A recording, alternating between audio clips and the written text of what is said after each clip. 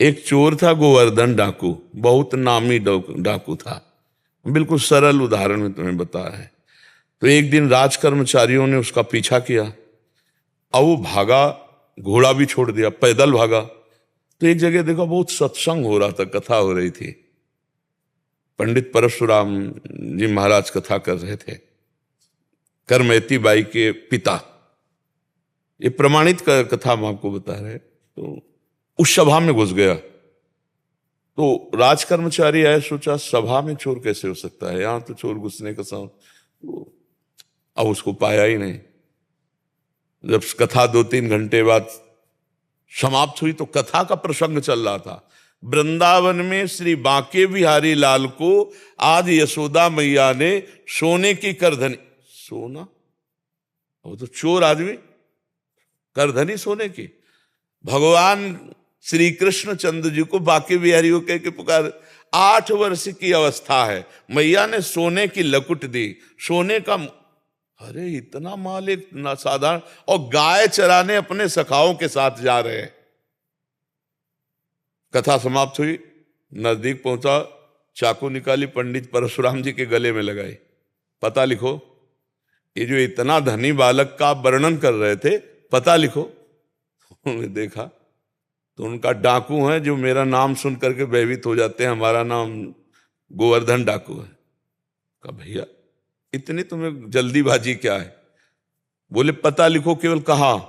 बोले मथुरा क्षेत्र वृंदावन, बाप का नाम नंद बाबा, कन्हैया, गाय चराने।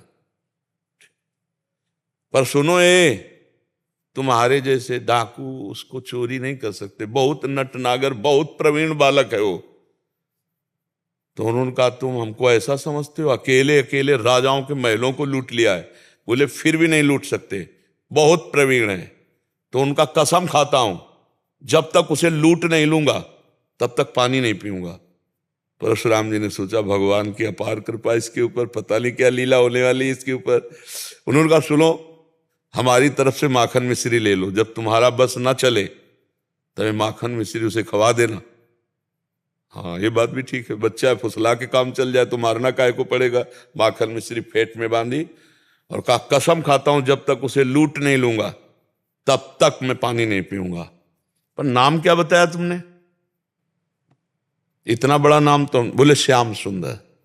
श्याम सुंदर, श्याम सुंदर, वृंदावन, गाय चराना, श्याम सुंदर। अब भगवान का चिंतन बनने लगा।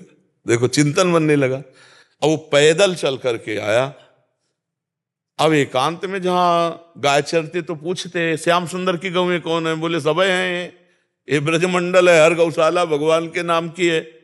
नहीं, बोले वो जो यशोदा मैया ने श्रृंगार करके चराने में, बोले वो तो कथा में लिखा है, प्रगट में थोड़ी अब रह गया। अरे बोले नहीं, पंडित जी झूठ नहीं बोल सकते। हम लोग चोर डाकू झूठ बोल सकते हैं, पंडित थोड़ी झूठ बोल सकते हैं। भगवान तो है ना, वो अपने भगवान को तो श्याम सुंदर है ना। अब एकांत में विकल हो गया और कहा अगर कोई ईश्वर है तो मुझे श्याम सुंदर से मिला दे, क्योंकि मैंने कसम खाया है बिना लूटे पानी नहीं पिएंगे। इतने में आवाज आई एक ग्वारिया पर, ए श्याम सुंदर तुम्हारी गाय इधर जा रही। अरे दौड़ा उधर, देखा कमर में हाथ रखे, न जाने कौन से गुण पर दयाली दिली जाते हैं, पीतांबर की फेट, वैसे ही श्रृंगार जैसा पंडित जी ने वर्णन किया था। श्याम सुंदर, कमल नयन, मोर मुकुट और करधनी और लकुट। उसने हर चाकू निकाली, हर सखा को, और वो सब सखा दिव्य, वो गायें दिव्य भगवान ने प्रकट की थी। सब सखाओं का भाग जाओ नहीं मार डालेंगे। भगवान ने इशारा किया कि जाओ इसको हमें एकांत में निहाल करना है। बोले हाँ बोल रहे। बोले तू डरता ले क्या? बोले अब काल से भी नहीं डरते, तेरे से क्या डरना है।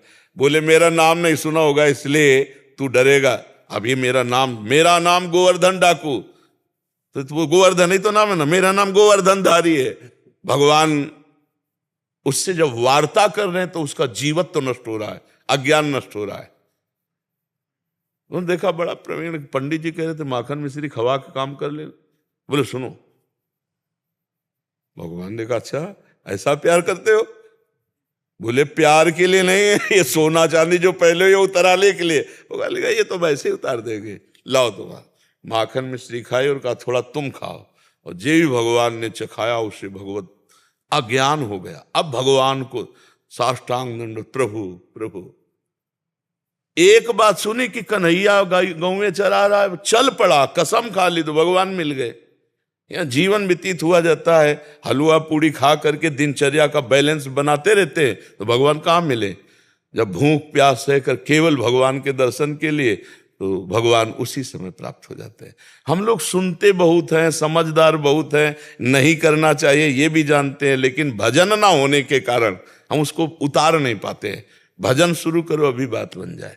नाम जप करो और निश्चय करो कि मुझे इस मार्ग में चलना है, तो पापाचरण नहीं करना है, गंदी बात नहीं करनी, किसी को दुख नहीं देना, किसी का अहित नहीं करना, तो मंगल शुरू हो जाए। अभी दिव्यता आने लगे अंदर, अंदर की दिव्यता, ये बाहर शरीर का राग छूट जाता है। समझ पा रहे आप?